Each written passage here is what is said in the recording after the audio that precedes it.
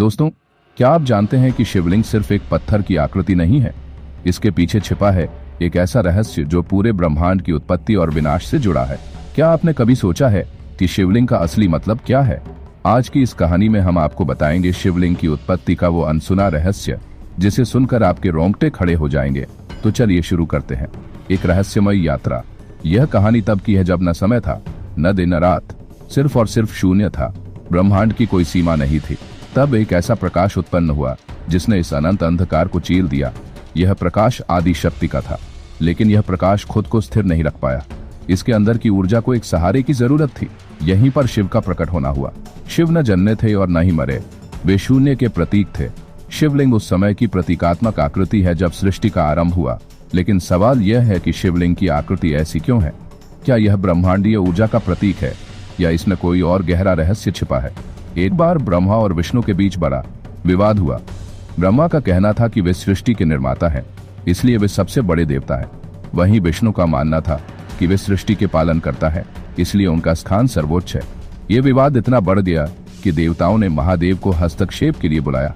शिव ने इस विवाद को सुलझाने के लिए एक अनोखा उपाय निकाला। उन्होंने खुद को एक विशाल प्रकाश स्तंभ के रूप में प्रकट किया। वह प्रकाश इतना तेज था कि उसकी शुरुआत और अंत दोनों ही दिखाई नहीं दे रहे थे। ब्रह्मा और विष्णु को कहा गया कि जो इस प्रकाश स्तंभ का सिरा खोज लेगा वही सबसे बड़ा होगा। ब्रह्मा ऊपर की ओर गए और विष्णु नीचे। विष्णु ने कई युगों तक गहराई में जाकर प्रयास किया, लेकिन अंत तक नहीं पहुंच पाए। अंत में उन्होंने हार मान ली और शिव के सामने सच्चाई स्वीकार की। वहीं ब्रह्मा ने झूठ का सहारा लिया। उन्होंने एक केतकी फूल को गवाह बना दिया और शिव से कहा कि उन्होंने स्तंभ का अंत देख लिया है। ब्रह्मा के झूठ से शिव अत्यंत क्रोधित हुए। उन्होंने ब्रह्मा को श्राप दिया कि पृथ्वी पर उनकी पूजा कभी नहीं होगी। साथ ही केतकी फूल को भी श्राप दिया कि वह कभी शिव की पूजा में इस्तेमाल नहीं होगा। लेकिन इस घटना ने एक और बड़ा रहस्य उजागर किया। शिव ने कहा कि यह प्रकाश स्तंभ ही उनका स्वरूप है। इसे लिंग कहा जाएगा, जिसका अर्थ है प्रतीक। यह शिव की अनंतता, सृष्टि और विनाश की शक्ति का प्रतीक है। शिवलिंग का ऊपरी भाग ब्रह्मांड की अनंतता का प्रतीक है और नीचे का भाग आधार है जो इस ऊर्जा को स्थिर रखता है। शिवलिंग को केवल धार्मिक दृष्टि से नहीं देखा जाना चाहिए, वैज्ञानिक दृष्टि से भी यह ब्रह्मांड की ऊर्जा का प्रतीक है। हमारे प्राचीन ऋषियों ने इसे समझा और इस रूप में प्रस्तुत किया।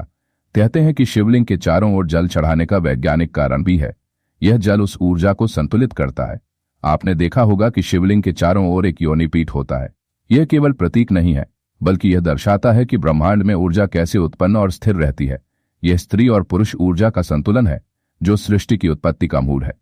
कहते हैं कि कैलाश पर्वत, जो शिव का निवास स्थान है, खुद एक विशाल शिवलिंग के रूप में है। यह वैज्ञानिक दृष्टि से भी सही है, क्योंकि कैलाश पर्वत के आसपास अद्भुत ऊर्जा पाई जाती है। कई वैज्ञानिक और शोधकर्ता मानते हैं कि कैलाश पर्वत एक प्राकृतिक ऊर्जा केंद्र है। शिवलिंग की पूजा में बेलपत्र, जल और भस्म का उपयोग किया जाता है। क्या आप जानते हैं कि इसका क्या अर्थ है? बेलपत्र यह त्रिनेत्र का प्रतीक है और मन को शांत करने का माध्यम है। जल यह ऊर्जा को ठंडा और स्थिर रखता है। भस्म यह याद दिलाता है कि सब कुछ नश्वर है और हमें अहंकार से दूर रहना चाहिए। कहते हैं कि शिवलिंग केवल पत्थर नहीं है, यह ध्यान और साधना का केंद्र है। अगर आप गहराई से ध्यान करें तो आप ब्रह्मांड की ध्वनि ओम को महसूस कर सकते हैं। शिवलिंग इस ओम का भौतिक रूप है। तो दोस्तों, शिवलिंग केवल एक आकृति नहीं है, यह सृष्टि, ब्रह्मांडीय ऊर्जा और आध्यात्मिकता का प्रतीक है। यह हमें याद दिलाता है कि हम सभी इस ब्रह्मांड की ऊर्जा का हिस्सा है। अब आप सोचिए, क्या आप सिर्फ पूजा के लिए शिवलिंग को देखते हैं या इसके पीछे के गहरे रहस्य को समझने की कोशिश करते हैं? अगर आपको यह कहानी रोचक लगी हो तो इसे अपने दोस्तों और परिवार के साथ जरूर साझा करें, क्योंकि जितना हम शिव और शिवलिंग को समझेंगे उतना ही हम अपने जीवन के रहस्यों को सुलझा पाएंगे। हर हर महादेव।